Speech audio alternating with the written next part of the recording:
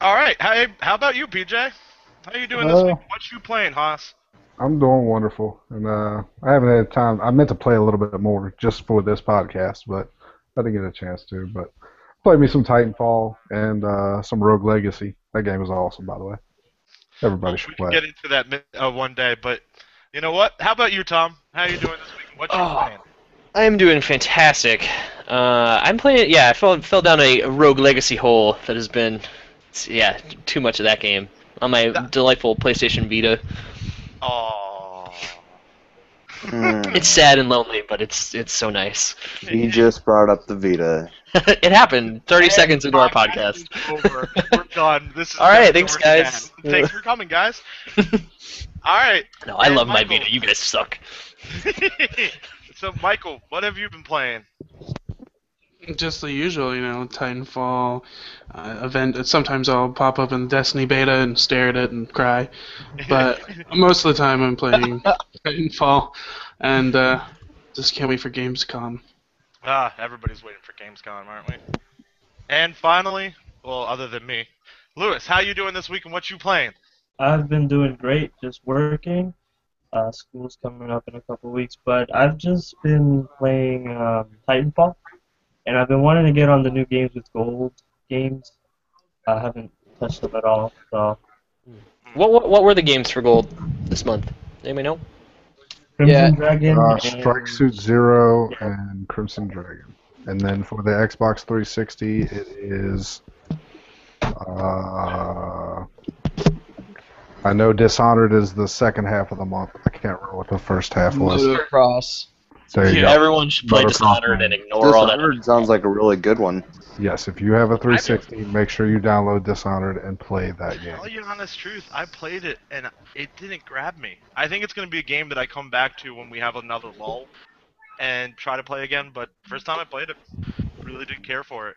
Danny, you are no longer the host of this No. podcast. Exactly. Danny, you're fired. Rejected. You are fired. I'm Hey, just Danny, I'm- Danny, I how are you enjoyed it. doing? How are Oh. you doing and what are you playing? This Nobody week, asked you. somebody got me back into Minecraft. Fuck Oops. you. Oops. And so I've been playing. I've been putting around Tom's server, and then Yeah. I've also been going back and I got the deal from last month, not the deals with gold, and I got Tomb Raider, and I started playing that, and I'm just about done it the campaign. And then I also, Not like the new Tomb Raider, the AAA, right? Not like the weird top-down no, Tomb not the Raider. top down. The new the yeah the Definitive edition. Yeah, definitive edition. whatever it's called. Yeah, And that's a great one. I also started playing Strike Zero and just like kind of touched that because that game was actually something I was really excited to hear about when it came to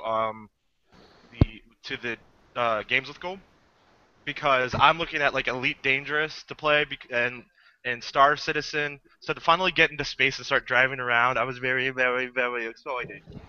So that's what I've been doing. And other than that, been doing pretty great. So that's how everybody's doing this week. This week's releases is really nothing. I know next week we have Diablo, so when next week we'll talk about Diablo, and It's you Diablo. know, Diablo.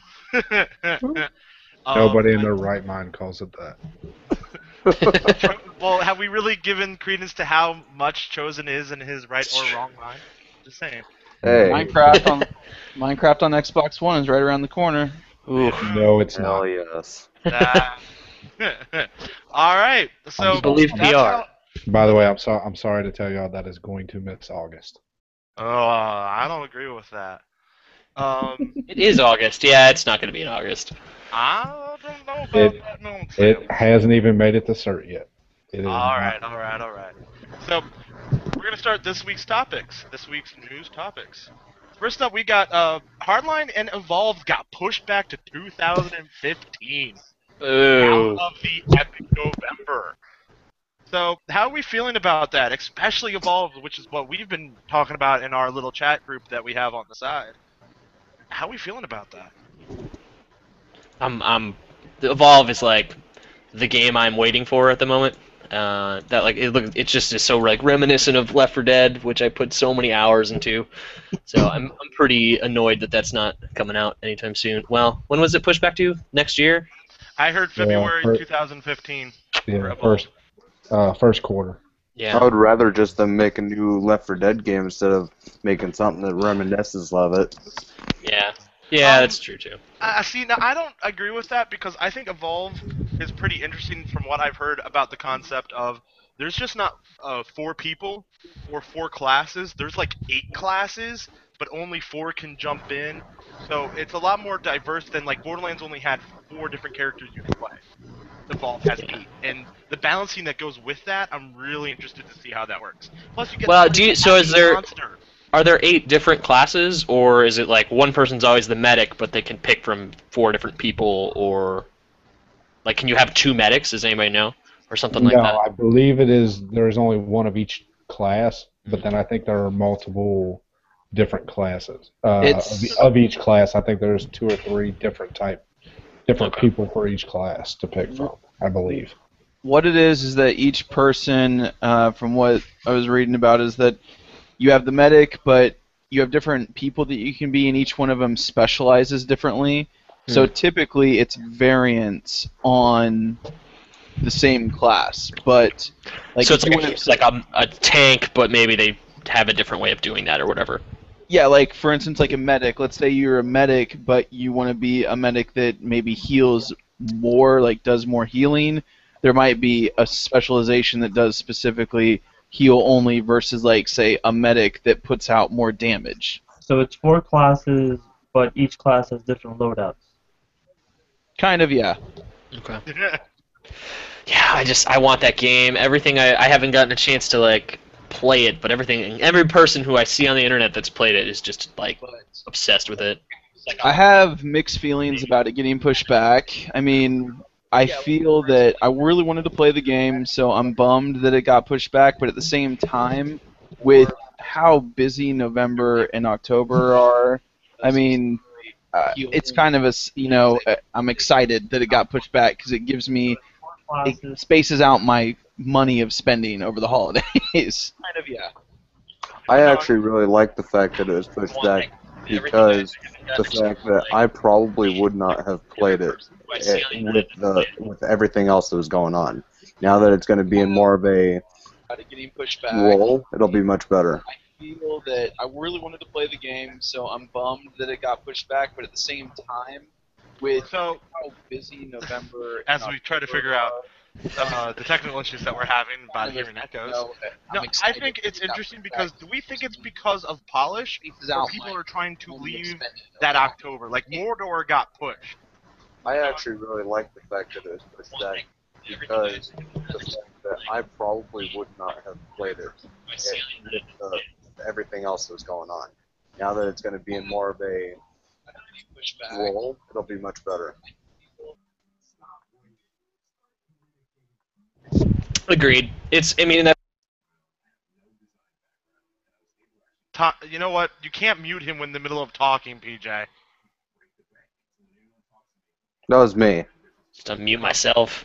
What were you saying, Tom? Yeah, I was saying, like, so if 4 AAA games come out on the same day, right, like that, one of 2 things is going to happen. Either, like, one of those games is going to be significantly better than the rest, and then the other 3 are going to get, no one's going to show them any love, or all 4 games are going to get, like, a little bit, and then no one's as successful as they would have been. So I'm actually kind of glad everybody is kind of getting out of the way. I think it's going to sort of make, like Evolve going up against something like Modern Warfare, or I don't know what else is coming out, everything.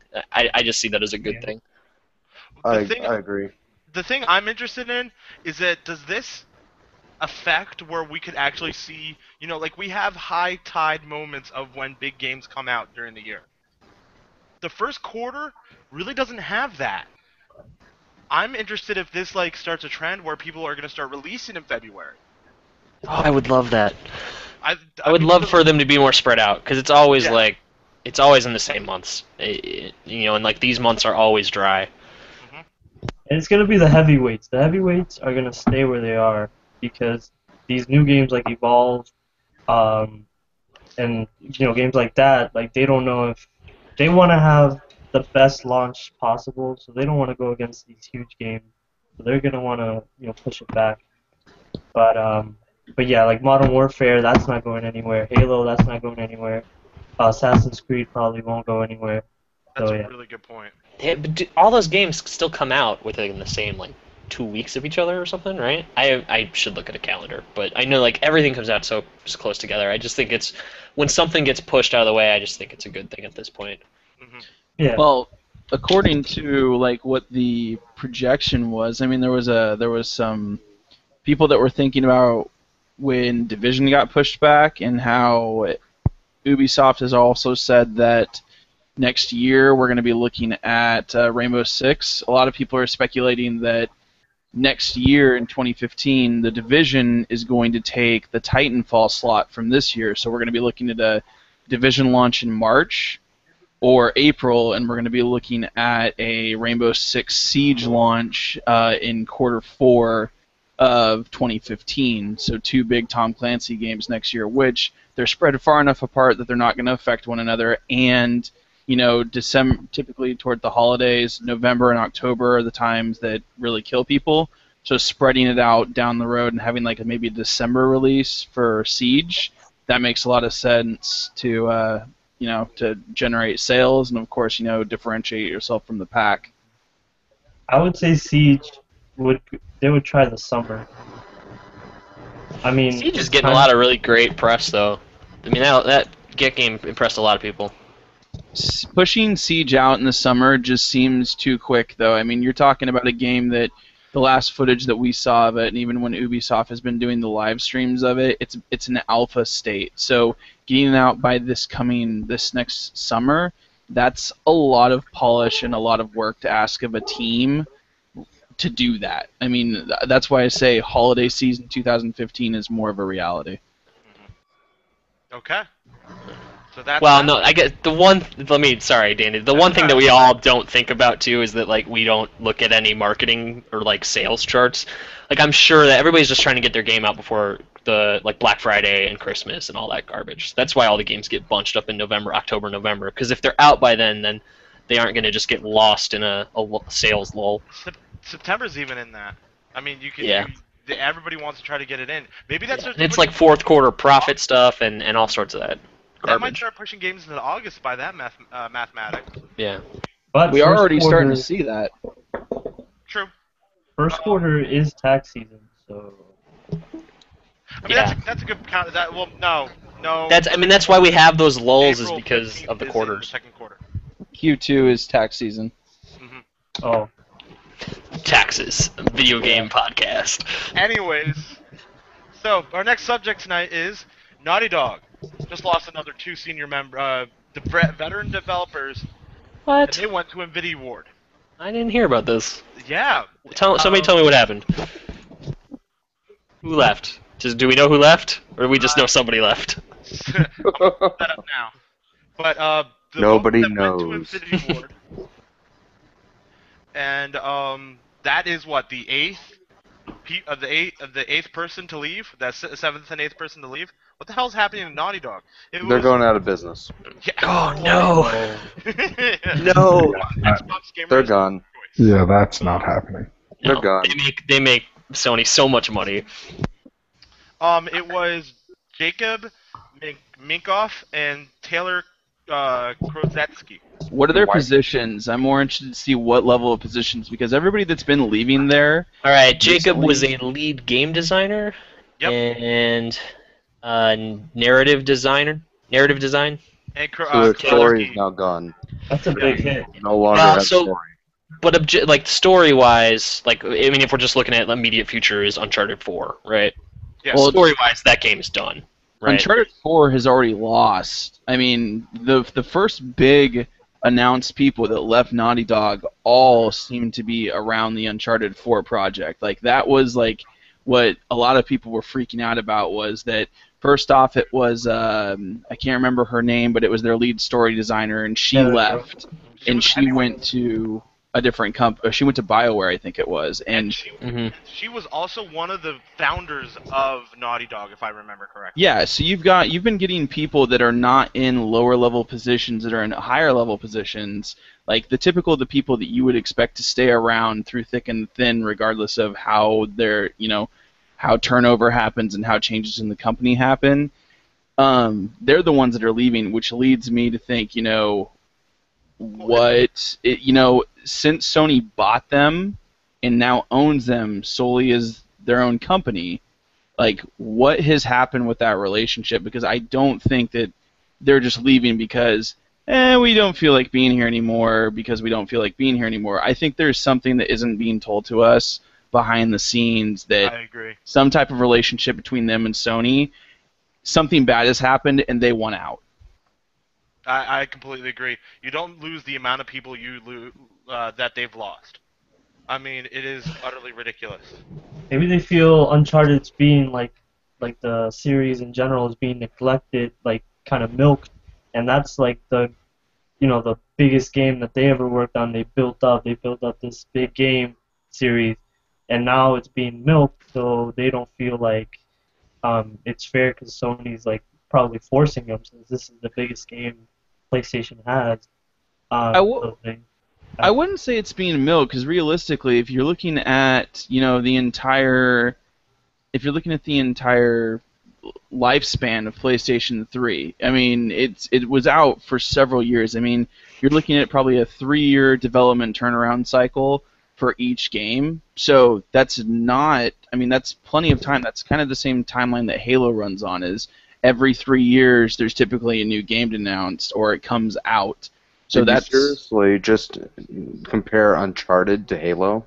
I'm not talking about the two games being similar. I'm talking about Uncharted's better than Halo, but whatever.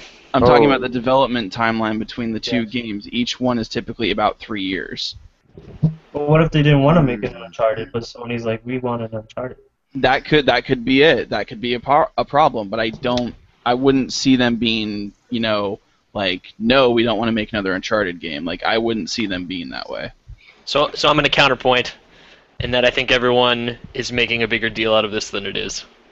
Okay, I like to hear this argument. First of all, the amount of lead designers and lead people without it being a problem. I want to hear this counter. I certainly think it's a problem in the future, but like specifically to Uncharted. Danny just lifted up his shirt for the people listening at home who can't see him. So his argument doesn't work. So distracting. I don't remember what I was saying. Well, so first of all, like, you have a group of people who kind of, from what I understand, I don't know too much about these guys that recently left, but what I understand, the group of people that left before were the kind of the people that started the company together. So when you start to see those people leave, it's like maybe it's because their friends aren't around or whatever, and they don't want to be. Why is everyone laughing? What is happening? But mostly the reason I don't think this is a big deal is because all the decisions these people would have made are kind of done. Like the story designers, the story is set for Uncharted 4. Like, the people that are sort of boots on the ground, so to speak, that actually are making the game day in and day out, are still around. The rank and file of Naughty Dog is still around, and that company can hire friggin' anyone they want at this point to handle that. Naughty Dog games are always known because of the narrative, the story. So now with all these people leaving, you're gutting the talent. So yeah, and I think it's a big problem. I don't think it's a problem for Uncharted 4 though, because I think that story's already set. Yeah. Well, then your argument. It's future games that are. Yeah, I could see issues with future games. Your argument is that, like, these people have gone, okay, it's the end of Uncharted, we're leaving now. Yeah. And yeah, that's. I mean, they were there making Uncharted sense. games, and then they left. No, I could be totally wrong. Maybe some horrible things are happening behind the scenes, but I always err on the side of, like, everyone's actually happy and. I say that's a very valid argument. I mean, it sounds like it makes plenty of sense. Why would they keep a narrative guy around when the story's already set? And that's what Uncharted, because it seems, it's a thief's end. It seems like this is going to be the last Uncharted game. Why would you keep all the people making Uncharted still around? To be fair, if they didn't want to leave, I mean, if they wanted to stay, they would have stayed. But the time to get out is now. What you're saying? To be fair, Tom, we all thought the God of War 3 was going to be the last God of War game, and then we got Ascension, which was a steaming pile. So I'm never ever going to say that this is the last game in a series because, especially if it's something that generates money, You have a point. studios will find a way to make a new game within that series. Yeah, you have a valid point. I think so. I'll say this: I think it's Naughty Dog's last Uncharted game, and probably Nolan North and all the other people that make Uncharted what it is. It's probably their last Uncharted game. If Sony was to hand out the Uncharted license to another company, I They'll ruin think it. that would be the death of the Uncharted series. They'll ruin it, but whatever. All right, so that's how we feel about that. The next subject that we're bringing up tonight is maybe the biggest biggest game changer that we've ever had in gaming, which is the EA Access. Yes. And it could, I really do believe this really could change things if EA doesn't fuck it up. All right, so who has this? Does anybody here have it? I have it. I have it. What do you guys think? I love it. Same. What did you get for it for just like stepping in right now? Madden. I was about to rebuy Madden because I couldn't wait for the next one, Right. and now I get it, and I get other stuff. And I did the $30 year-long subscription. So I got Peggle, which I didn't have. I got Madden. I got FIFA, which I didn't have. I already had Battlefield, but it's not really. I mean, I love that I got those games, but where the value comes in for me is what EA recently said and clarified for everybody. There, Josh. Yeah, Josh, you there? Bum bum bum. Yeah. I think we might have lost that. I'm interested in this because I think it could be great, and for the EA games, EA is the dark empire of gaming, but it will come out with games that we're all going to play. They're gonna give me Dragon Age a few days early apparently, and that's almost enough for me to give them $30. And you know what? And you can buy that game too. And they're even talking about preloading. And 10% off too. That's all cool. Preloading's cool. and it's going to give you 10% off. Right. So what the biggest question I've had about this whole entire subject is Josh is back. is more towards the for all the audio listeners, Josh dropped because he was having problems for a second. And I'm back. If Tom didn't bring it up, we wouldn't have brought it up. But the fact is what I was talking about is I really want to know how long it takes for something to get into a vault. And I think it's going to be predicated on the fact To get into a vault? What is this so vault? The vault is the free games. The Vault, that's the free games. Yeah. Okay. So it's the stuff you get when you sign up for it, is what you're saying. Exactly. Correct. So my question is how long it's going to take it, and what my answer is that how long it would usually take a game to get down to $30 or $20. Yeah, that's basically what I'm waiting to see because when I first heard about it, I was definitely excited about it, but it's all kind of a wait and see game and see how it actually turns out. The initial actually sounds pretty good, but what would be like a it's a good matter of- time frame? Like if it's like 6 months or a year? Or... If it's a bad EA game, it could be very quick. It all predicates on how long EA allows things to hit the $20 mark when you sell it in real life. I think like that $30 or $20 line is the line that they'll go, okay, now it's free on Xbox. So yeah, that's where I think it's going to... Most likely, I think it'll probably be roughly a year is what I'm thinking it's going to be, or somewhere close to a year. Like 9 months, we're going to go for that number is what I think. Yeah. Because what, Battlefield came out 9 months ago? So did Peggle. Peggle. Yeah, 10 months ago. Yeah. So it came out in October, so... But yeah. I still think it's going to be sales generated. It's going to depend on how well did this game sell, and I mean if it's something that sold phenomenally well, they might hold off on it a little bit because word of mouth is going to travel around and people are going to be willing to go out and pick it up from the stores. But if it's something that didn't sell well, drop it in the vault, let people download it. If people get interested in it that might have not been interested from bad reviews and hearsay, they might buy any DLC that's come out for it so they get their money that way. That's kind of how I see it. So I think this is horrifying. Am I the only person who thinks this is terrifying? Because I don't. So it's just like sort of what's happening with television, right? Where it's like you have to pay for Hulu and Netflix and HBO Go and blah blah blah. So what if all the publishers come out and do this? And it's like, all right, well, if you subscribe to our $30 a year service, blah blah, you get XYZ game and all that. I just think that. And you know what? See, now I've heard other podcasts talk about this in the same scenario. You know what? I am absolutely fine with that. Even if every single publisher comes out with it, and they do the same way, where it's $30 for the year. Say there's 10 main big publishers that do this. That's $300 a year. So that's basically, what is that? 5 games? Do you buy 5 games in a year? Yeah.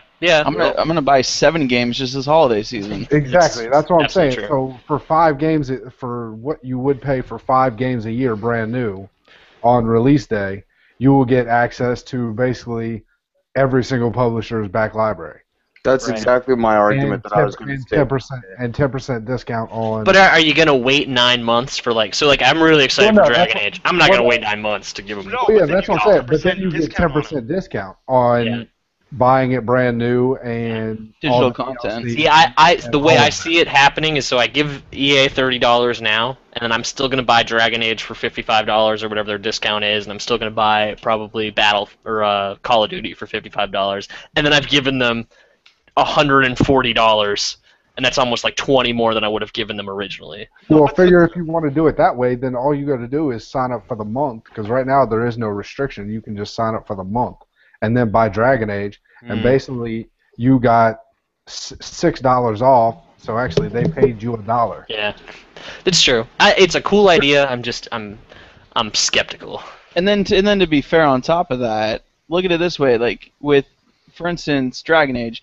I'm somebody that has never really been. I mean, I love BioWare to death, but I've never been, won over by the Dragon Age franchise. Although Dragon Age 3 or Dragon Age Inquisition looks really good, I might use that 5-day trial period to literally say I'm not going to do a damn thing except for play Dragon Age.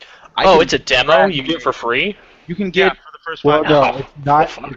It is not a demo. It is the real game. It's the full game. Right. Okay. Yeah. It's but you don't have to buy it.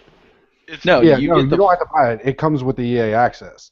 You get the full game for 5 days. Yeah. So without even buying it or pre-ordering the game or anything like that, you get access to every EA game that's coming out 5 days early. Okay. So I could literally. Badass. I could beat Dragon Age Inquisition No, you cannot in do 5 that. days. No. Good luck with that. Good luck with that. Well, no, you can't do that because they have in the first 5 days. Because they have said that there is going to be some sort of time limit or something set to it. So that way you're not just beating the whole damn game. There it is. There's the catch. So, But still, I mean, 5 days. I mean, it's still a pretty good deal. Yeah, I'll give you that. 5 days That's early what I on a said. game might actually make me want to play a game that I wasn't going to play. Like, I'm not a huge Dragon Age fan, but if I get it 5 days early and then I start really falling in love with the game, the story, the world, the character, I'm probably going to get the game. Yep. And Well, this yeah, if they kinda- give you 20 hours of a 100-hour game or whatever, yeah, you'd probably buy that. yeah, exactly. That's what I said. No, they said it's going to be different for different games. It won't be a standard, say, 2 hours for every game you get to play. They said it'll be based on kind of whatever type of game it is. Like sports games, maybe you'll only get to play one type of mode. Maybe you'll only get to play exhibition mode or something like that. Exactly. That's what I said. I mean, it's still a good deal, and that's what I'm saying. But you won't be able to, because that was my first thought when they first said it, was like, well, I'll just beat Dragon Age Inquisition in the 5 days. Yeah. Everybody's looking for it.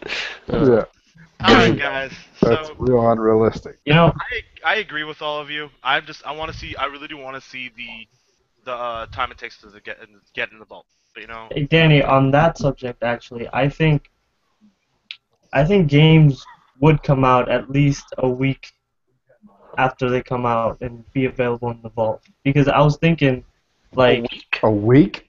yeah, Time out. What? the day it comes out, Let's explain. the Yeah, let's day it brace comes ourselves. out, or at least a couple weeks. Because here, if you look at it, like, if you look at the money, like the economic stuff, behind it. Okay, a company gives GameStop all these games, right, to sell the physical copies for $60, and then from those $60, I see where he's going with this. yeah, GameStop gets a share, and Xbox gets their share for their royalties or whatever. So if they sell digitally for $30 a year, what's gonna happen is they don't have to pay GameStop, and they have a continuous amount of money coming into their company, because if for a physical copy you only sell it once, and if it's resold, they don't touch any of that money anyway. So I think it's not a bad business decision. Well, that brings up a good point, that it's 100% a way of them battling used game sales. Because if it's instead of us giving GameStop $3 for Peggle in 10 months or whatever, they're getting us $30 for a year for a huge back catalog. Yeah. So Exactly. they just pay Microsoft some amount of money every year for however many downloads they were, Xbox's royalty share, and then that's it, and then they keep the rest. And you're not even including what it takes for them to hire people to do box art, plastic wrap, shipping, boxes, discs. You're not even including that into that. Like, that's a lot of money being saved. You know what? Oh yeah, and that rolls in Right. the whole And you know digital. what? We could hear more information about it. Moving on to our next subject. Oh boy. GameStop. That was a good segue, Danny. Way to go. Segue. Nice segue. That's for a segue. Thank you. I'm so It is now a Dan way. It's a Dan way. I like that. Anyways, German E3 is coming, and we are hearing a lot of E3. German E3. E3 was a couple months ago. But come on, it's kind of No, he's right. This is actually bigger than E3. There's 300,000 plus people that showed up to Gamescom last year. E3 barely gets, I think they said, like 60,000 people. Well, they're That's different. only. There's They're two different. different. Yeah, they're two different things. One is E3 is press only. All right. That was basically a joke that you all focused on for about. it is German E3 is funny, Danny. A lot of things are coming out. How do I'm excited because I'm here. I'm seeing Activision might be bringing back Sierra, which was one of the games that they created. One of the games that I love, which was Empire Earth, which is old, not a 2000s real-time strategy game like Civilization, but Civilization's turn-based. Empire Earth wasn't, and it was a really good game. And then the Xbox teased this little almost what you'd expect a hostage negotiator get in the mail of little piecing every letter is a different little thing. And Josh will talk more about that. And finally, what I was gonna have you guys do is each do a minute prediction. So let's jump in. Josh, what about this Xbox tease? Alright, so this Xbox tease that they dropped on us it literally says Xbox at Gamescom. And they have taken little letters from every different type of box art to make this. Now, the thing that gets interesting in here is some of the things that they've included, and other people have kind of talked to this, is that a lot of people are currently thinking that there is a original Xbox logo in there, OG Xbox. So what people are thinking is Microsoft is trying to essentially kind of give us a hint on things that they want, on things they might do. So from that original Xbox logo, I'm kind of pulling that, and this can be part of our whole prediction thing that Danny talked about. I'm going to guess that what that means is we're either looking at possible backwards compatibility. I know that is the one thing a lot of people have asked for, but that would be like Gaikai backwards compatibility? No, I'm talking about a update to the system that gives you a built-in emulator that does backwards compatibility. If not that, the other thing that I'm thinking is that they're going to bring back some OG Xbox series that has not been seen since the original Xbox. Weren't they discussing a new IP coming? Would that be technically a new IP, a game that's been dead for a while? Phil Spencer did say that there are some new IPs that are going to be coming out for the Xbox One. He didn't really specify if these new IPs were going to be reinventions of older IPs or if they were going to be like brand new things that we've never seen before. But I'm guessing it's probably going to be a little bit of both. What I'm also thinking is that they were very, very particular in the lettering that they picked out. Like there's an E on there from Evolve. There's I think it's an A on there from Fable. So what I'm also thinking is these letters might also show us what Microsoft is going to be presenting in their keynote that they do at Gamescom, their press conference. Well, so do we think that this? So one of the things that's been happening, especially I think over at Sony, I mean, and you kind of talked to this, Josh, was the releasing old games. So I mean, they're leaving huge amounts of money on the table by not re-releasing like classic Xbox games. Well, see, and I think we all knew that Gamescom was going to be kind of big when Quantum Break literally went, screw E3, we're not even going to that, we're going to Gamescom. So that was like, and PlayStation has always had a bigger foot in Europe than Xbox has. So I think with Quantum Break, I think MicroStation was MicroStation. Excuse me. That's what I work on at work. Microsoft. Wow. Thank you. A slip, Freudian slip. I have to work tomorrow. Okay, leave me alone. But Microsoft has to play catch up there also. So I think that they literally went, we're going to kick down the door instead of just having a meek existence at Gamescom, which I think has forced PlayStation to do the same thing. So I think that there is going to be I really do agree with Josh. I think something massive is coming. And I think that just to go a little bit further on this there, Danny, is that I understand PlayStation's Gaikai system. It's streaming old games now, which is great. You want to play your older games, you can stream them through Gaikai. I know that there's subscription fees and whatnot worked up in there. And I'm going to bring up a sore subject for all of us that are Xbox people, and I know you guys are probably going to be, really? Sales. I mean, this is really? Who cares about sales? It's been the fastest selling Xbox that's ever hit the market, but Sony seems to have always been one step ahead of Microsoft ever since the consoles have come out. So if Microsoft, even before that, with the release of the TV extravaganza before like last year's E3. I mean, if Microsoft really wanted to do something that would be big, it would be, we're putting backwards compatibility, an emulator in our system for backwards compatibility. You can play your 360 discs by putting them into the console, and we're not going to charge you for it. If they were to do that, it would be, you'd have all those people out there that have their 360s with their back libraries that they never got rid of. Like me, for instance, my 360 with my back library. I would be like, all right, So that's would that be epic. your prediction, Josh? Would your prediction be backwards compatibility? I'm gonna. You know what? I was bold with the Halo Master Chief prediction, saying that it was gonna be an entire collection with all the maps, and I was right about that. So I'm gonna be bold and say backwards compatibility. All right. So Here's my question. Sorry, but a question with so Xbox One uses Blu-rays, right? Yes. correct. Does it even have because 360 games weren't on Blu-ray? Does it even have a reader? I mean, that's Yes. a hardware thing. Blu-ray players can read not only Blu-rays, but they can also read Okay.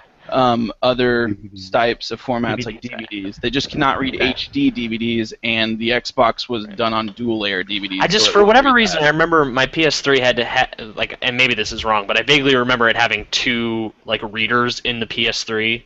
So They it could had read Blu-rays and normal DVDs. Well, originally when it came out, the Blu-ray would only read Blu-ray, and then they had to do an update to where it would read DVD. All right. So here's my question. A little while ago, somebody mentioned a massive change at Gamescom. Now, for a massive change, obviously people are not going to go out and pay for a massive change because they're already upset that they spent money on what we have. So, what would you consider size-wise would be a massive change on our 500 gigabyte Xbox One? Well, no, and that begs the okay. So I guess what Chosen's also getting at is like, would backwards compatibility take up a chunk of space on the Xbox? Is There I you guess go. What you're asking, yeah. Yeah, I would. I mean, if you're gonna add an emulator, which is the It's actual going to take up program- at least 20 gigabytes, I would say, if not more. No, you're not. I mean, you're looking at it's just basically a system. It's basically a program that tells the Xbox how to run other types of formats. So, because it already has the drive, so literally, and they could put that on the system. I wouldn't say it would be more. I would say at max maybe 5.5 gigs. I would not expect it to be that much though, and that's just because of the fact that this is older tech. This is something that Microsoft has been working with for 10 years. This is something that they're going to be able to compress and make not as large and work well within the Xbox One. That's a lot of space, 5 gigs. It is, but you also have, what everybody was asking for a while ago, which is the external hard drive support, which can support up to 2 external 16 terabyte hard drives. Sure. All right. So that's Josh's prediction. And realistically, I want to say one more thing, Danny. Okay. If you were to tell me that Microsoft came out at Gamescom and said, "Hey, we're going to have you do a 5.5 gigabyte download, and we're going to give you full backwards compatibility to your entire 360 collection," I would not care if I had to go out and spend money to buy an external hard drive to increase the space in my Xbox One. I would not give a shit. One final thing to that, because I want to hear everyone else's prediction, but do you think that would make people move quicker from the Xbox 360 up to the Xbox One? Yes. Without a doubt. Yeah. All right. I'll be blown away if Blown backwards away. compatibility is real. But yeah, you'll sell way more Xboxes. Alright, So many more. Who else has a prediction? I do. Okay, Lewis, go ahead. But first about the space, if people are worried about space, Sunset Overdrive, I heard the bundled Xbox Sunset Overdrive version, whatever, is 1 terabyte. So, they're starting to release Xboxes with A terabyte? The bundle terabyte. will be a terabyte. yeah. Oh, okay. I thought you meant the game was a terabyte. The install, the install is more than the entire Xbox One. Oh, that would have been a little Tom much. scared for a second. That is a lot of uncompressed audio. The game world literally better make me just allow me to run in one direction for literally Forever. days. Yeah. It's gonna be Minecraft. So Lewis, what's your prediction? Okay, so about the picture, I think that picture is being blown way out of proportion. I feel like the OG Xbox Are you logo. talking about the 1080p? No, he's talking about the picture I'm talking about. For Some of those Gamescom. P's. Yeah, the Oh. the Gamescom. I feel like that picture is just kind of like a shout out or homage to them going back to their roots. So rebooting all these old games that were cult classics.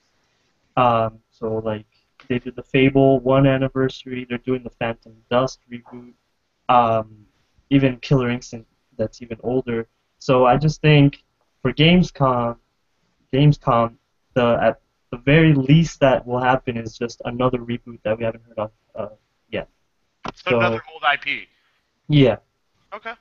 That's a very conservative guess, but more than likely you're actually going to be right because Gamescom has never been Comic-Con or E3. More E3. I don't know even why I brought up Comic-Con, but E3 is where everything's been dropped on the table.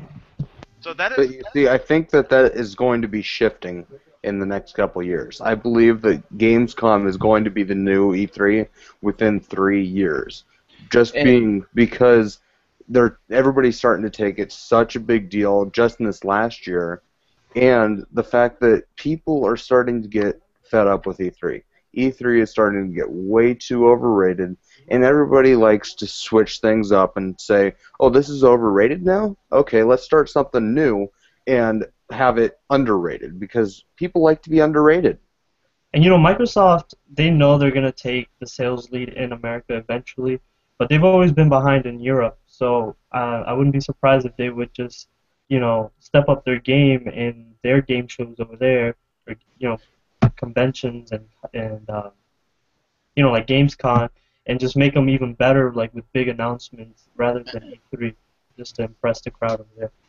And I do agree with Chosen. I mean, Gamescom. I mean, E3 is essentially, the U.S. space for games being announced and whatnot. I mean, yeah, you get developers from other countries that come in there, but Germany Gamescom, that is like, I mean, you get people going to Gamescom from all over the world. I mean, it is the worldwide game show essentially. People come from everywhere to see it. People come from everywhere. Fans come in, vendors come in, studios come in. So I would not be anywhere near surprised if in the next few years Gamescom, as far as announcements go, eclipses anything that comes out at E3. Okay, so that's Lewis's is the very conservative old IP. PJ, what do you've got? Well, mine's somewhat onto Lewis's, and I kind of just thought about this while we were recording. Didn't BioWare tease that they had an unannounced new IP? Well, not new IP, it wasn't, but an unannounced IP that they were working on that nobody's seen yet. They've been doing a viral email campaign to a bunch of people that have BioWare accounts left and right. So yeah. But because they teased that one that was the superpowers or the teen superpowers, but they said they had a different one that wasn't even that. So I'm thinking KOTOR is coming back. You think? Oh, yes. Holy shit! Oh my KOTOR is coming back. God. I love everything. That is my prediction. Everything about that prediction. I love that prediction. Star Wars, yes, I love it. See, because I never got to Wow. play it on the original Xbox, and I've been trying to play it on PC, but I kind of hate playing with a mouse and Do we keyboard. think that it's going to be part But- of an Xbox or PlayStation or on their own presentation? It's going to be, I think it's going to be part of an EA presentation, honestly, and this actually kind of goes hand in hand with a prior announcement from last year sometime.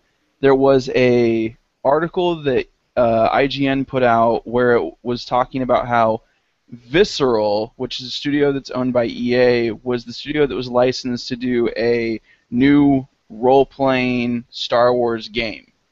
That was what they were doing, but they never said what the game was, if it was brand new, if it was existed on an old franchise. So I think there's a lot of merit to what PJ just put out there. Really? You're going to give credit? But they're doing Hardline. I don't know if they would have. No, Visceral is the studio that they're talking about. This is up in Canada, the Visceral studio that's in Canada. Yeah. They're not doing Hardline. Visceral has several studios. There is one Oh, that is okay. only supposed to be working on Star Wars games, Okay. according to EA. So, PJ, expand on that. Did you have anything else with that? No, I mean, that was pretty much it. Like I said, I was just kind of thinking about it, and then y'all got to talking about that picture and the original Xbox video thing logo, and it just made me think of that, and then I remembered about the BioWare teasing an unannounced IP that they've been working on. So that's what I thought about. And then about you guys talking about backwards compatibility, I mean, I don't know. That would be a huge change if they did that, but I have a hard time believing it. That'll be the KOTOR thing will be real weird considering was it Casey Hudson just left BioWare? I mean, Don't KOTOR talk to me was about like, it. Don't. It's too soon. It is That's, too that's soon. like his baby, and to see it come back right after he left, that would be. If Mass Effect 4 fails epically, or if the next Mass Effect games fail epically, I will They won't. cry. They won't. Anyways, Chosen, what do you have for me for a prediction? Alright, I'm gonna go bold because you know what? Rednecks like to blow things up, and I'm about to blow your mind. So this is where I'm going. I think that I think that somebody, I don't know where it's gonna be announced, but I think that somebody is either gonna announce one or both of these things. Baseball game. No. I wish, but no. Now, by the way, everybody who's listening, Chosen's objective for this podcast is for Microsoft to get a baseball game. Just to Hashtag Microsoft Baseball. Just For some reason, he doesn't like RBI baseball. I mean, I don't know what the problem is. Alright, so here's my bold, mind-blowing prediction. You ready? drum roll if you may please. All right. Number 1, Mass Effect whole series collection with remastered engines. Wow. I would love that so much. So with you're all not the waiting games. in the elevator for 5 hours. Oh, if we could get re-release of original Mass Effect, that'd be cool. Yes, that would be fantastic. I would buy Yes. that. I would Alright, too. Alright. What's number 2? Yep. Number 2, same thing, but Gears of War. Yes, done. Oh my gosh. Is that what Black Tusk, not Black Tusk, the Vancouver, yeah, Black Tusk. Black Black Tusk, Tusk. yeah, Black Tusk. Did I No, blow Black your Tusk guys' is working mind? on new stuff. That'd be awesome. It would be Both awesome. That'd be My or mind has one? not been blown yet. One of them or both of them is happening. Guaranteed. I'll say I'm still waiting for my mind to be blown because those two things I already expected. You know Well, what? I wasn't expecting them this year. I was expecting them next year. So if No. it Yeah, I comes mean I here- don't if think it did come I this mean I year- don't think they're coming out this year, but I was already expecting those to be. It'll probably be a teaser if it would. An announcement would still be amazing. It Hands would. down. You know what? Here, I'll even go even bolder. Number 3. I think one of them will be released by the beginning or end of January. Oh shit. Oh, that. If they went up blows my on stage and they were like, Mass Effect remastered in stores tomorrow. Like, Yeah, now that would be bananas. Blow up everything. It's done. Yep. Germany doesn't even exist anymore. If that. Everybody would freak out. Everybody and would be like, flip out. You might Everybody as would be well like, have- crap, might as well have Christmas is Valve. here. You might as well have Valve come out and go, "Hey, we're releasing Half-Life 3." That would be about the same. Stole my internet would prediction, damn explode. it. Is that actually speaking of your prediction? Please don't tell me that's your prediction. Oh, I want it to be my prediction. I'll be honest. I have never paid attention to Gamescom in my life. Oh, hold on, my computer's doing something weird. I Okay. can hear you, so keep talking. Okay. I've never paid attention to Gamescom. Like you said, it was German E3, so I didn't really care. Being a fantastic American dumbass. America. America. Fuck But- yeah! God bless America. Oh my god. Tom, My wild prediction is that one of Sony or Microsoft will say something, and the internet will get annoyingly loud about it. oh wait, no, that's like That's not even Yeah. a prediction. This is It's gonna be just- weather tomorrow. It's just gonna happen. No, I would Okay. I'll make my prediction Half-Life 3 because that would be just the best. Come outcome. on, man. That's like the That's not That's gonna the happen. best outcome. It's That's never not gonna going happen. to happen. But that's okay. That you want to know how much of a running joke Half-Life 3 is for every conference? That's Right. like Colin Moriarty telling everybody that Last Guardian is Yeah, going to be at Last every Sony press conference. I hope that game never comes out. By the way, am I the only one that hopes that game never comes? I hope it comes out and it's Sony terrible. fanboys. I want Greg Miller to close up on Colin Moriarty as he puts the game in and A plays single it, tear rolls down and- his cheek. and then just realizes that it is awful because it's been pushed back so long. Just to see the reaction in his eyes, just to know his soul is slowly dying as he's experiencing that moment Wow. would be great. No love. All right, so my All right. prediction is Go for it, that Danny. Sony kind of blew up the internet a little bit by going, "Hi, Hardline beta." And I think it kind of got under Microsoft's skin a little bit because Microsoft had this kick-ass conference and all of a sudden everybody's talking about Hardline. I think that Microsoft is going to come out with Halo, the Halo Master Chief Editions, Halo 5 beta, like the beta multiplayer, and they're going to be like, it's live right now on Xbox. No. No, because they No. already said that's included in the. Yeah, they've already said included it's in coming December 27th. I don't to disagree with that, January. but here's the thing, is that I think that it's going to be like a week. It's going to be a week long for now, and it gets Microsoft to see, because they've been really having trouble with the Halo 4 multiplayer by comparison to like Halo 2 multiplayer, because Halo 2 multiplayer was massive, and Halo 4 happened and everybody was playing it, and then Call of Duty, it just ended it. So they're really trying to get back on top with Halo multiplayer. So I think, and the internet would explode. And I think they want that reaction. I think they're going to avoid the freak out of the Call of Duty. What happened last time is they launched prior to Call of Duty. Then Call of Duty came out, and Halo 4 just, kind of dipped off.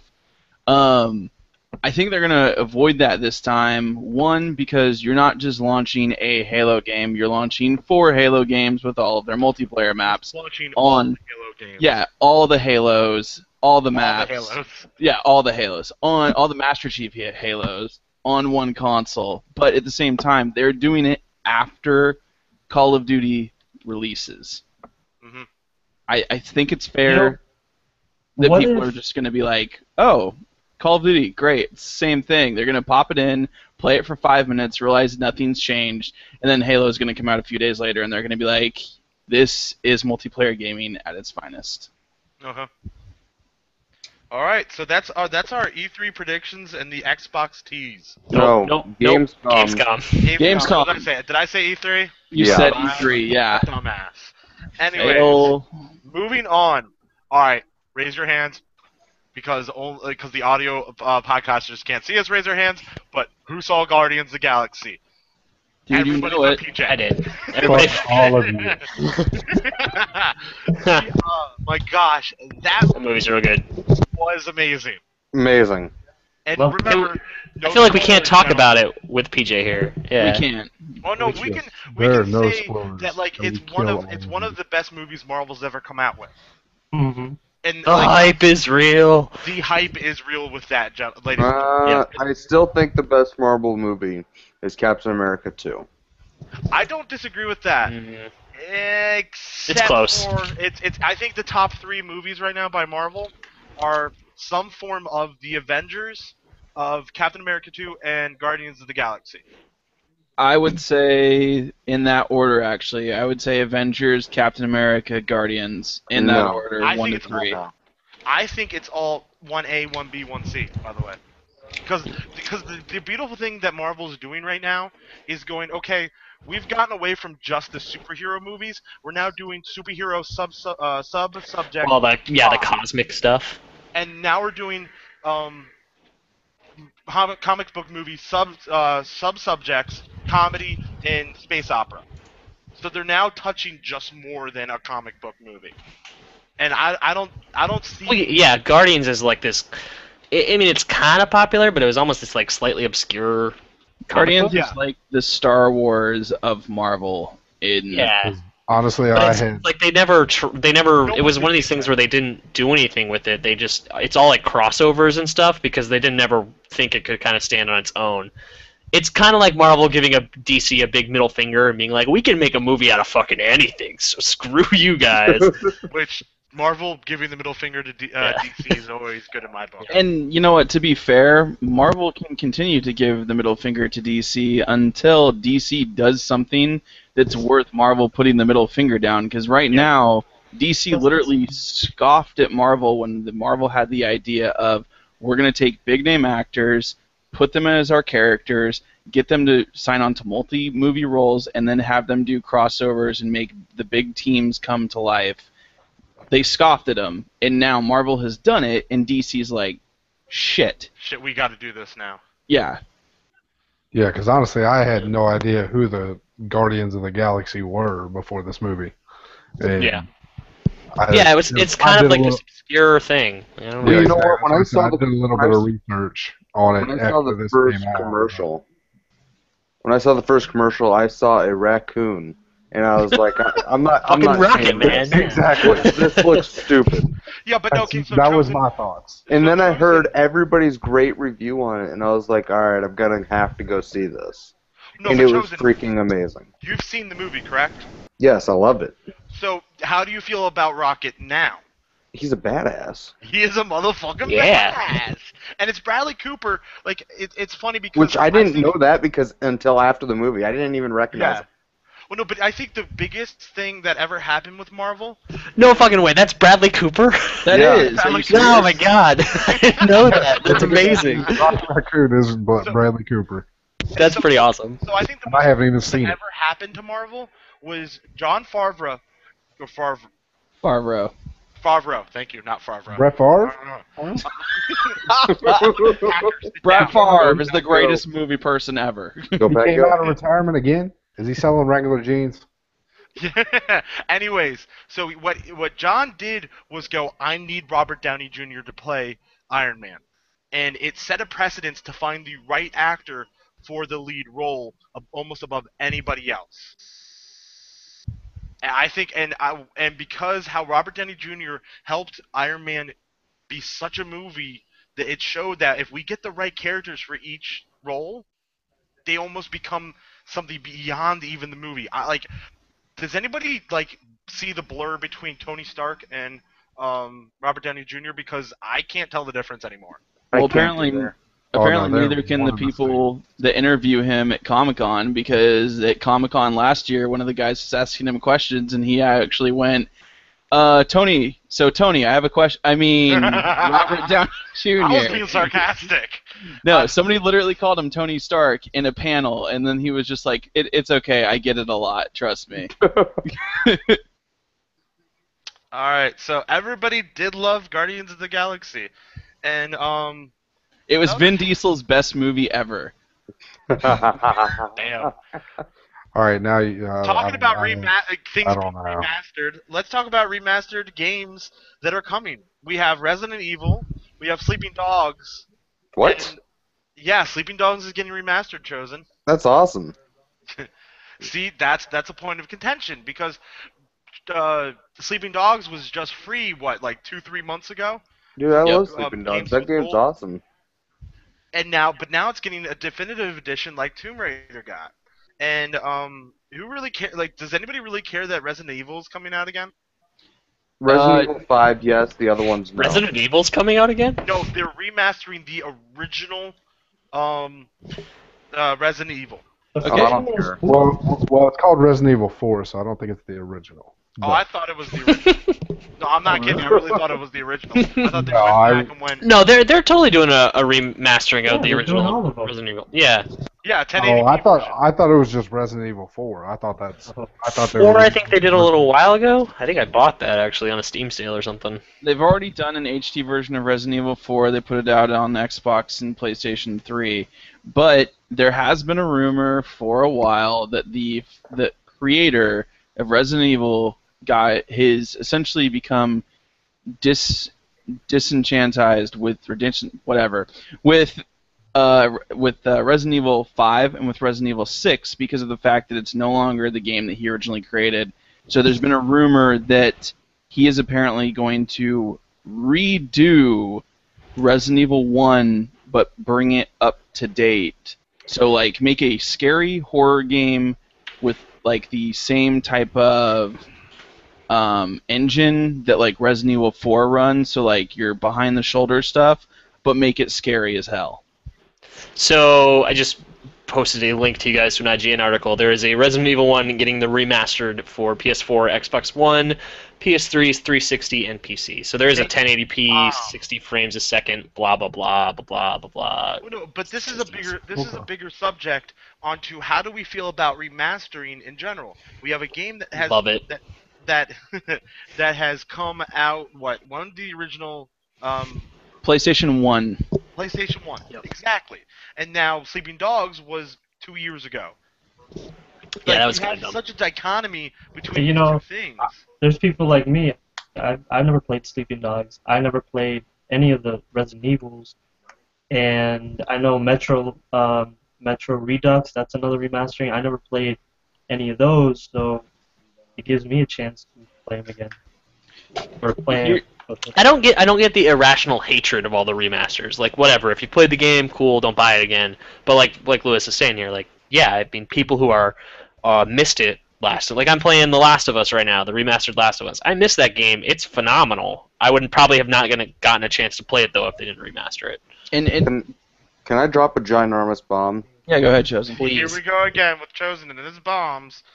we'll drink some Um, beer first. And So, I have missed Halo 1 and 2.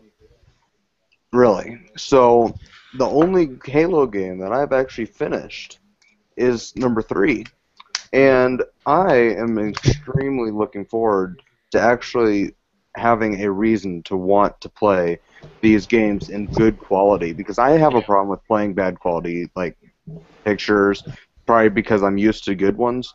But I am so looking forward to actually being able to play those games that everybody says are just so awesome, and I can believe they're awesome because I love Halo 3. Well, I'm I just- don't disagree with you at all, because I try to go back and play Uncharted because I have all my friends saying Uncharted's amazing. Uncharted's amazing. I go back to play it. First one's hard to go back to.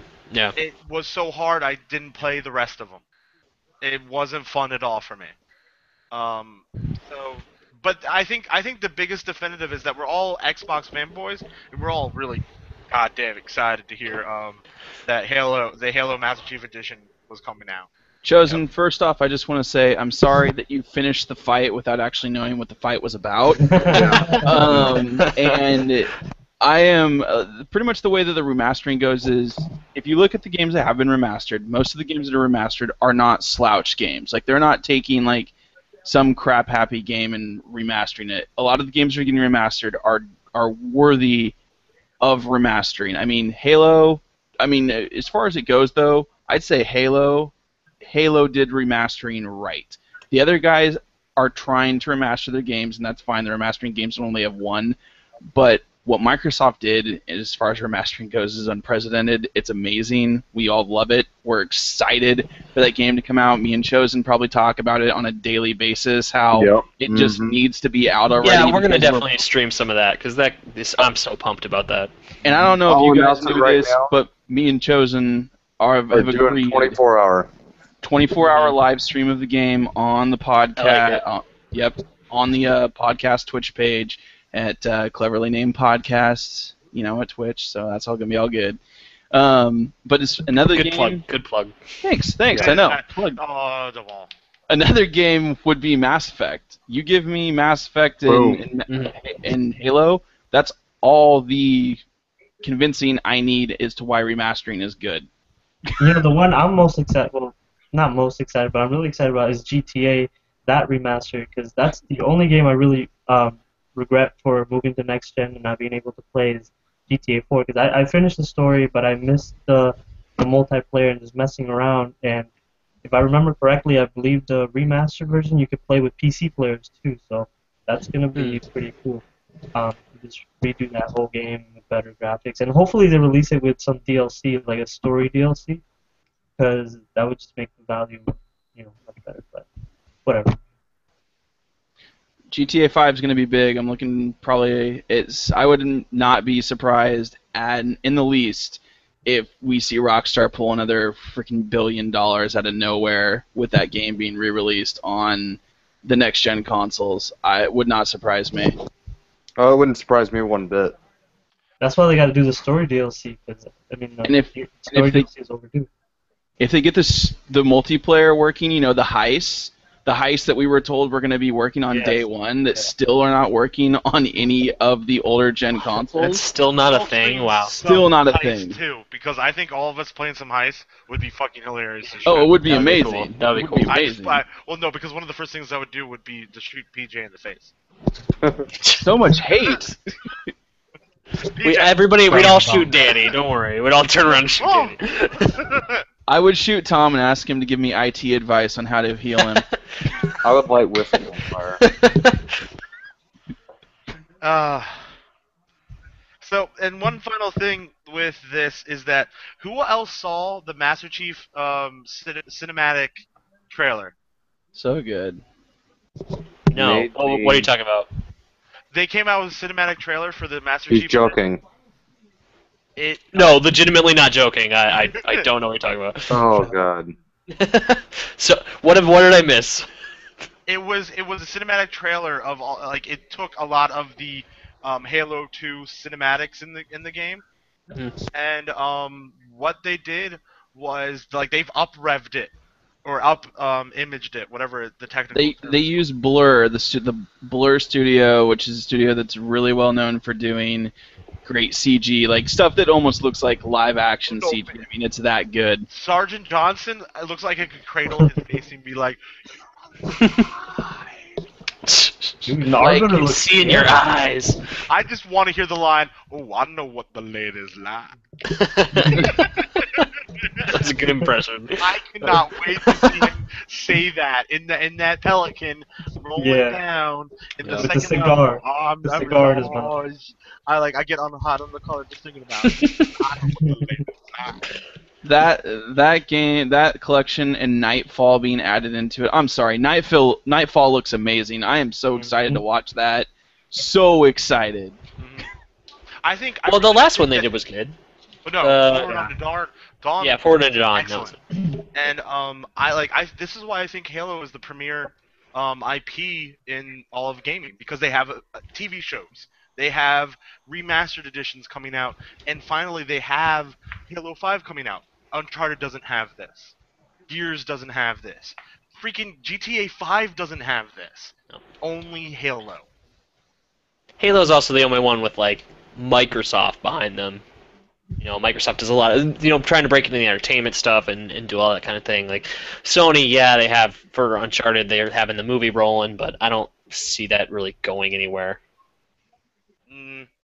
I'll be shocked if the Uncharted movie actually is decent. All right. So that is the remastered editions. You know what? We're gonna go back to something Lewis was talking about, and the Sunset Overdrive bundle. And when I heard about this, it is white. Now I'm not Racist. Racist. I am not racist because I have my black Xbox. Oh, you got a black friend. It's okay. My roommate before he moved out. It's a great story. Do we need to leave him by himself to? Oh man. When I mentioned Lewis, can you expand a pound? Like, what's this terabyte? A pound. Yeah, I'm trying to remember Louis. when I mentioned the 1 terabyte, because I read that there's a Destiny bundled Xbox and a Sunset Overdrive bundled Xbox. The Sunset Overdrive one is white, but I'm trying to remember if it's the Destiny one that's 1 terabyte or the Sunset Overdrive one. But yeah, supposedly they're coming out with these bundles for these awesome games coming out. And the Sunset Overdrive one is white. I don't know if it'll have decals somewhere with, the Sunset Overdrive logo or whatever, but we'll just have to see the pictures when they come out. I don't see this selling any Xboxes. Oh, a game I've never heard of, and now my Xbox is white. This is what I've been waiting for. Well, people were really wow, when they showed that developer Xbox, the build team Xbox that was white, and everybody was like, "Oh my God, white! That's really awesome. They should release one." So I guess that's why they're doing it. But Sony's doing this too. They're releasing a white PS4. I guess that's cool if you want to buy it. I think they're cashing in on the people that would buy a second console, I guess. I just want Yeah. the terabyte one. Started the last gen with a white one. Everybody wanted a black one. Now we're starting this one with a black one, but everybody wants a white one. Why can't people make up their damn mind? Because Well, people just want what they can't have. that and the one big thing is the fact that when the black one came out, just like when the white one, like black one last gen when it dropped, had a bigger internal hard drive. The rumor is with the white one dropping, it's going to have a bigger internal hard drive. So besides the fact that you want that different color, there is a reason to want that one if you have not gotten an Xbox yet. Bigger hard drive than what you would get otherwise. All right. So we need to finally get to the subject of the night. It is An our hour and podcast. 15 minutes later. We're just having a good time. Yeah, exactly. true. And you know what? In all honesty, we could always aim for the giant Palmcast length. Have fun with that. 3 hours later. Yeah, exactly. The importance of co-op. Since Borderlands, co-op has become more and more of an importance to gaming. And now we turn around and the District's coming out with 4-person co-op. And Evolve's coming out with 4-person co-op against 1 person. Did you Fable say the Legends is doing the district? same thing. It's the division. It's the division, dude. Definitely division. Same If thing. Definitely you're gonna be Close enough. you gotta know what you're Close talking enough. I know exactly what I'm talking about. I just had a Freudian flip. So, we have all these games that are coming out with co-op. is the industry starting to just push that way?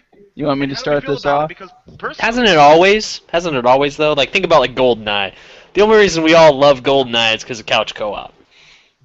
Nobody's like, yeah, that GoldenEye campaign was so awesome.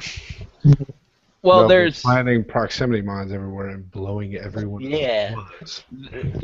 I think that the way that this is going is a little bit different. I mean, and I talked about Danny pre-podcast about this. What we're talking about is co-op used to be what you were talking about, Tom. Couch co-op. It used to be you sit there Right. with your buddies, got in one room, killed each other, LAN parties, all that good stuff. Co-op was about one another. Then they advanced co-op to online, where you're still looking at, they were using like the competitive online structure. You have a lobby, you get your friends in it, you play a co-op through the campaign, and if you're not doing co-op that way, then you're obviously doing competitive. But the competitive was the bigger push. Now what we're starting to see with the advances in technology, the faster internet speeds and everything like that, we're starting to see a lot of games, Destiny for one, Division isn't the other big one. I mean, even games like that aren't like don't have huge sprawling open worlds, but they're still big, like Sunset Overdrive. We're seeing games that you're creating a character, you're going into a world. The world is a living environment. Everything that you see in there is for a single player story. You can do whatever you want. You can run around, but the thing that you're most likely going to be doing in that world is working with other players in that world to complete quests and objectives and whatnot. So co-op has expanded to being more of a essence of essential gameplay within this current gen of console that we seem to be in. Whereas before it used to be a niche thing that a lot of people were like, we don't have to put it in. But it seems like a lot of the big industry leaders, other than Gearbox, who was a big fan of it back on the original, on the 360 and the PlayStation 3, they were a big fan of co-op online. Everybody else seems to be didn't. But now you see everybody trying to go towards that model. I Yeah. agree with that. And what worries me before, honestly, I met you guys in the podcast Unlock Titanfall League, was that I was a lone gamer. I didn't play with anybody else. I tried to get into the Gearbox forums to find other people to play Borderlands 2 with, but I just couldn't find anybody. I feel like we need music for Danny's little "I was a lone gamer." I feel like we need. No, but I think there's a certain segment that really is lone gamers, and so I don't think you're ever gonna get fully away from single player, but I think that it's gonna expand more and more towards co-op, so people can always play with their friends. And I think Destiny is doing it right. Like, we all played the Destiny beta, and I guess if you're like me, Except for me. except for Danny, everybody else, we all loved Played it totally by myself. So. I played it by myself completely. Yep. But when you were, and that was the great thing about it, is you're in this living world where you see other people running around with you, but did you have to join up in a party with another person? Did you have to? Were you forced to in order for you guys to work together to kill, like, a group of guys that are just in the open world? You never. There are moments of that game that feel designed to force you to.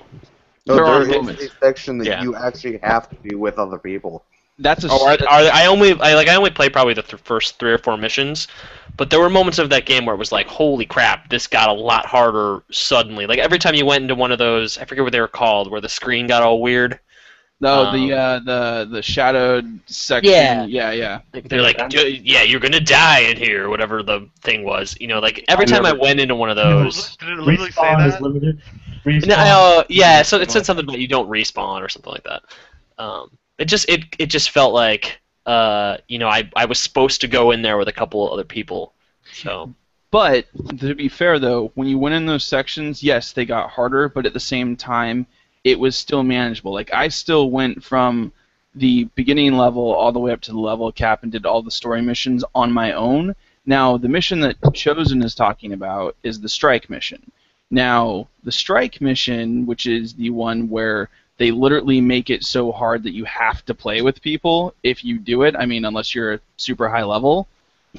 That mission, if you notice, by the time you got there, the storyline of that area like had already completed itself. So that mission is, even though it's there, it's optional. It's not. Are you talking about the moon mission or whatever? It was? No. I'm talking about the mission, the Devil's Lair. If you went into the Devil's Lair, that was just, you're going in there, you're killing a bunch of shit, you're doing a quest, you're doing it to get loot.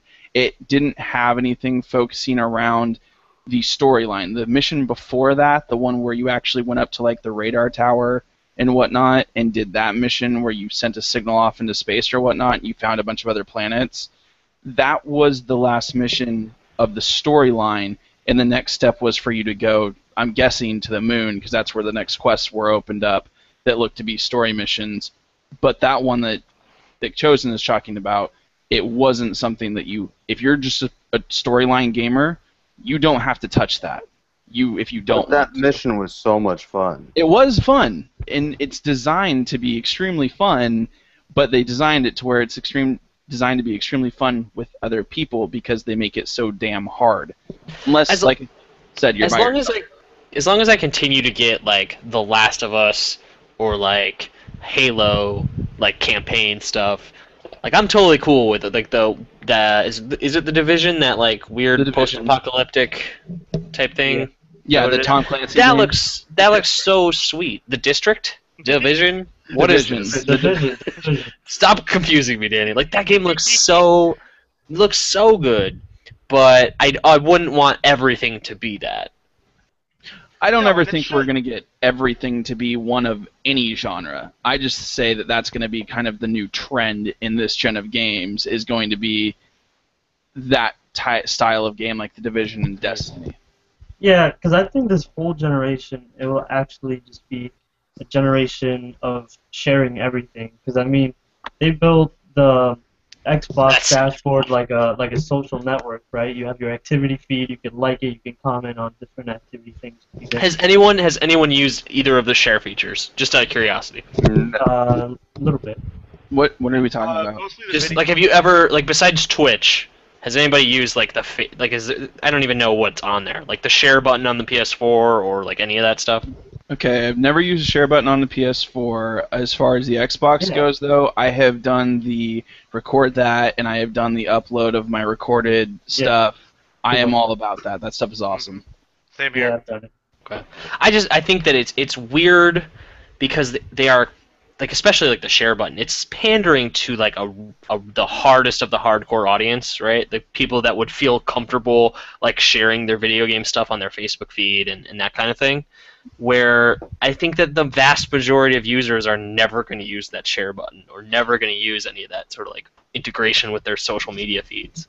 Yeah, I would never really like post stuff about like a video of me gaming or something like that on my Guys, Facebook. get used to it if we're gonna really use that Twitch. You know, Yeah, I mean that's different, but I mean That's just like in completely- my day-to-day life, like, hey, look at me kill this awesome like my mom wouldn't care about that. Those are the people that read my Facebook feed. So Yeah, I'm not gonna walk into my studio and say, "Hey guys, watch me kill these guys," and they're like, "Okay, why don't you just record something?" You know, and for the core, it's not going to be, you know, I agree, that's probably not going to be for just the general person, but for hardcore gamers, yeah, they're going to be okay with that, but, I mean, you also have a lot of people now that because of these social functions that they might not have had, you know, as much, I mean, for instance, Twitch. I mean, yes, Twitch, you had a lot of people that already did it on PC. As far as the console goes, though, there wasn't a lot of people doing it. the Twitch integration's real cool. I like the Twitch. yeah. I love Twitch. So yeah, I feel like this whole generation is about sharing experiences. So you do co-op, you share your experience, you know, a campaign experience with your friends. You share videos, you share everything. So I think that's the way the generation is going to go. But you'll still have, you know, the games that you were talking about, like Quantum Break. I feel like I don't think that's going to have co-op. I think that's just going to. Oh my god, that game needs to come out already. Yeah. That's my biggest. Remedy's amazing. Anyway. Remedy's I just want more Alan Wake. Yes. Alan Wake. I'm glad you agree. So that Most was our underrated game. subject of the night. And one Still last never thing played. before we go. I I've been don't- trying to keep this subject under my hat. Oh yes, your secret my topic. secret topic, because To one of every- you, To everyone that is listening, Danny has been extremely excited to share this with us and like So blow we're our minds away. The hype is big. the The hype, hype is probably not gonna be real. So if it The hype is fails, not this. I am so sorry. This You is better deliver. Chosen. I've been hearing rumors that that not this Tuesday, but next Tuesday, Minecraft is coming. That there are. What does that mean? It's here already. It's everywhere. No, but see, Don't go to for Target. Xbox It's One and everywhere. Wait, what? Say that again. PS4 and Xbox One Minecraft will be released on August 19th. August 9th. Okay. What Okay, are you- my mind is not blowing yet. My mind No, is. because Josh, you're not a big Minecraft guy, are you? No, I love Minecraft. I do. I have it on my Xbox 360, but No. and PJ just said no. So So what are your sources here, Danny? My source, and that's your the internet problem, wizardry. is that my sources are all like second-hand gaming sites. It's not Oh, IGN. this is It's not bogus. Polygon. But the problem is that I'm seeing a lot of it. Like I said, it hasn't even entered CERT yet. There's no way it gets through CERT, enters CERT, gets approved, and is released in a week. I disagree there because Minecraft is money, right? Like that's literally like the second that releases, they make $1 million in an hour. But I would be blown away if- Certified? They've been certified since the Xbox One and the PS. I mean, they would have to recert it for. They'd have to recert for the okay. Xbox One and the PS4. All I will right. be if that is real, Danny. I will play so much Minecraft with you. Well, on and you, me, and Chosen. to the listeners, possible upcoming live stream of Minecraft on Xbox. Absolutely. If it happens. I don't like So Minecraft. in 3 months when Lewis. it's actually out. Yeah, when it actually comes out. It's Wait, just that all this week, because see, like I get these Google notifications like, hey, you searched Minecraft. We've got news for you. And I got every day from Tuesday till today, I've been getting notifications going Xbox and PS4 releasing Minecraft. Like I've been getting notifications on these secondary websites for the last 4 or 5 days. Did anybody just catch a little while ago that Lewis said that he does not like Minecraft? Did anybody catch that? Okay. I don't think Chosen likes it either. Hey, don't worry, Lewis. I am with you. Minecraft is. I terrible. don't not like it. I just don't. I'm not addicted like other people are. Like I don't. I've fallen down some dark Minecraft holes. So have I. And So many hours Thomas in threw Minecraft me hole. down one recently. Thank you. No, You're you welcome. didn't fall down it. You dug it yourself. It's true. I literally dug a hole in Minecraft and I fell in. Hey, the rule of Minecraft: do not dig straight down. Bad. Or It's a dig bad straight idea. up. Nope. It's a terrible idea. So I'm very disappointed because you kept this so secretive. I thought it was going to be a lot better. Yeah, like I I was. You know what? I'm disappointed because I thought I was gonna broadside you with that. Well, if you were like, hey, I've been talking to, Notch or whatever, and it's coming out next week, and here's some proof, maybe. That's Yeah, fair. dude, That is my, fair. my mind is about as blown as hearing Well, I wasn't remastered. PJ. Gears of War You know what? Master You get blown. Your mind gets blown off of PB and J every morning. So I'm not even gonna talk to you about that. No, it is garlic, bologna, and cheese. Get it? right. Oh, that sounds deliciously Garlic? wrong. You say Garlic. Yes. Garlic and bologna sounds the worst combination. That's it. I'm calling it. On that note, tweet your questions and comments and concerns to Cleverly Named Podcast on Twitter, or shoot us an No. email. Cleverly named pod. Pod. You're right. Cleverly Named Pod, and shoot us an email to cleverlynamedpodcast@gmail. And no, I'm not reading that or that chosen or reading that, Tom. I see, like, Damn. right on my little tablet, I have chosen is still awesome. Tom is awesome. That's lies because Danny is the only one with the cam so far. So all you can Just suck saying. Are you It's guys? true. Danny, you're gonna throw out our Twitch? It's I- false. I have camera. Okay, what's our Twitch? 'Cause I'm not. Basically, everything is cleverly named podcast with the exception of Twitter. Okay. Because 16 character limit. Stupid shit. Stupid Twitter. So thanks for watching us tonight or listening to us whenever you get this, and you guys have a great night. Everyone say bye. Bye. First episode, yay, done. Yay.